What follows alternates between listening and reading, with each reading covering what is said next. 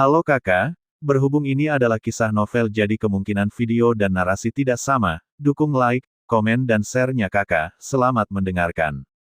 Tanpa diduga, dimensi lain muncul di dalam tubuh Kaisar Nether. Jika Xiaoyan hanya mengandalkan kekuatannya sendiri, ia bisa merasakan keberadaannya, tetapi ia tidak bisa memasukinya.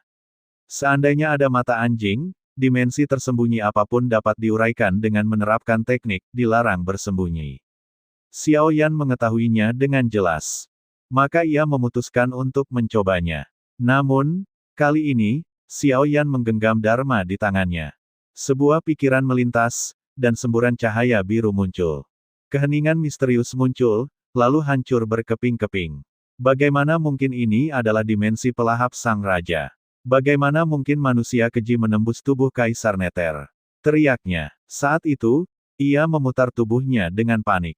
Pada saat yang sama, ia meneguk air laut hitam dalam jumlah besar, yang mengalir deras ke dalam tubuhnya, berubah menjadi gel air yang tak terhitung jumlahnya di dalam dirinya. Dengan tawa melengking, gel-gel itu menyerbu tubuhnya, mencoba menghentikan peradangan. Berbalik, Xiaoyan melihat sosok yang tampak seperti hantu air berambut panjang berlari ke arahnya. Ia menepuk telinganya, dan pilar penguasa surgawi tiba-tiba muncul, berubah menjadi kepulan asap yang sangat besar. Sebuah pikiran terlintas di benaknya. Pilar Tianjun yang seperti jarum itu memancarkan cahaya keemasan, langsung melebar hingga ratusan, ribuan, bahkan puluhan ribu kaki, menembus tubuh Yu Huang. Ia langsung menjerit nyaring, dan semua air hangus itu lenyap. Dewa ilahi ini, ampuni nyawaku. Yu Huang memohon, dan bahkan berhenti melawan. Ia seolah tahu jika ia terus melawan, nyawanya akan melayang. Xiaoyan mengulurkan tangannya, menyalurkan kekuatan jiwa yang menyelimuti batang virtual itu, menggenggam retakan itu, dan merobeknya dengan keras. Ia kemudian melangkah masuk. Detik berikutnya, penglihatan Xiaoyan menjadi gelap, dan ia tiba di dunia berwarna merah darah. Di atas, awan merah tua bersinar. Di bawah, genangan darah, yang sudah merah dan hitam, tertutupi oleh tumpukan mayat yang tak terhitung jumlahnya. Sebagian besar tulang-tulang itu beragam jenisnya, tetapi ada juga tulang manusia. Selain itu, terdapat 5 pilar darah, yang terikat padanya adalah sosok-sosok binatang buas, serta manusia. Mereka tidak mati, tetapi mereka masih bertahan, menyerap kekuatan jiwa anti-inflamasi. Ia memindai aura yang tersisa di sana, tetapi tidak dapat menemukan Raja Tianzang. Apakah ia telah ditipu? Kemana Raja Tianchang pergi? Saat itu, retakan itu telah lenyap. Bahkan sekarang, Yu Huang masih bertujuan untuk mengunci Xiaoyan sepenuhnya. Detik berikutnya, darah di bawah tiba-tiba bergejolak, dan seekor naga merah darah tiba-tiba muncul, rahangnya menganga seolah-olah daging dan darahnya terkoyak. Mulutnya menganga mengerikan, seolah-olah dagingnya terkoyak, seperti makhluk yang tumbuh dari pembusukan. Dengan raungan yang dahsyat, ia mengayunkan tubuhnya dengan keras, menyemburkan aliran darah yang tak terhitung jumlahnya. Kecepatannya tiba-tiba meningkat di udara, berubah menjadi paku-paku merah darah. Namun di mata Xiaoyan, naga merah darah yang tampak ganas ini sama sekali tidak mengancam. Sebaliknya, ia memberinya kesempatan untuk membebaskan diri. Jika ia benar, naga darah ini pastilah inkarnasi dari jiwa vital Raja Naga, sebuah roh. Xiaoyan dapat dengan jelas merasakan bahwa jika itu hanyalah roh, penjelasannya akan jauh lebih sederhana. Xiaoyan mengangkat tangannya dan melancarkan pukulan yang kuat. Kekuatan sisa pukulan itu menghancurkan duri-duri darah yang menerjang ke arahnya. Seekor naga berwarna darah melayang ke udara, wujudnya yang besar bergerak menuju genangan darah di bawah Xiaoyan. Air mulai berputar, berubah menjadi pusaran yang luas. Kegelapan di tengah pusaran itu bagaikan rahang yang menganga, siap melahap Xiaoyan.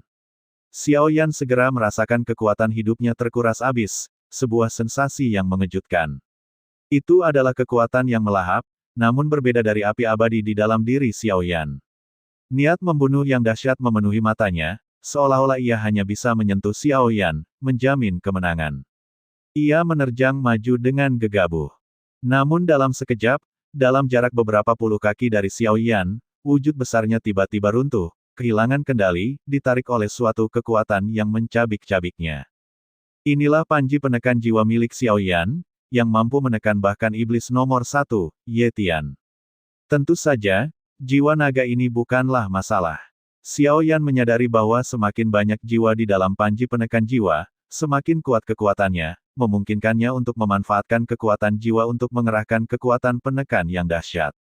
Jika itu adalah harta karun penyegel, maka jiwa-jiwa di dalam panji itu akan menjadi harta karun yang benar-benar ampuh untuk menyerap dan menghilangkan peradangan. Dengan teriakan lembut, jiwa penekan jiwa diaktifkan, dan meskipun naga banjir merah berjuang, itu sia-sia, ia hanya bisa menyaksikan tanpa daya saat diserap. Wujud besar naga banjir merah diserap secara luar biasa oleh hisapan kuat panji penekan jiwa, lenyap. Pada saat yang sama, Yu Huang memuntahkan seteguk besar darah, dan ruang merah darah di hadapannya bergetar. Retakan yang tak terhitung jumlahnya muncul di ruang di hadapannya, dan dengan suara keras, bagaikan cermin yang dihantam keras, retakan itu pecah menjadi pecahan-pecahan ruang yang tak terhitung jumlahnya sebelum lenyap sepenuhnya.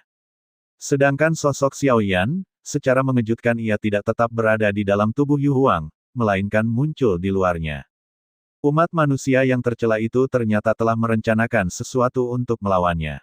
Raja Naga Yu Huang segera menjauhkan diri dari Xiao Yan, bagaikan gajah yang takut pada tikus, bahkan tak berani membuka mulut.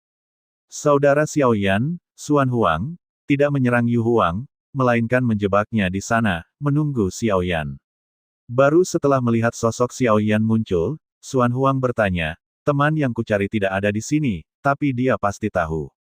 Dia menunggu, jadi dia tidak mengatakan apa-apa. Ia kemudian melanjutkan pencarian jiwanya.